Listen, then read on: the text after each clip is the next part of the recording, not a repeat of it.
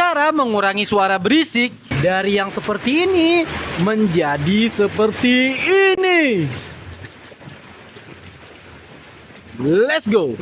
Cuma pakai CapCut. Kalau kamu belum punya mic wireless seperti ini yang bisa mengurangi noise, kamu bisa rekam langsung menggunakan HP kamu. Namun biasanya suaranya itu terdengar banyak suara berisiknya karena terekam suara-suara yang tidak kita inginkan. Maka cukup gunakan fitur ini untuk setidaknya mengurangi noise di video kamu. Pertama, buka CapCut, lalu impor video kamu yang sudah direkam. Setelah itu, klik videonya, scroll kanan hingga kamu ketemu tombol kurangi kebisingan, lalu aktifkan.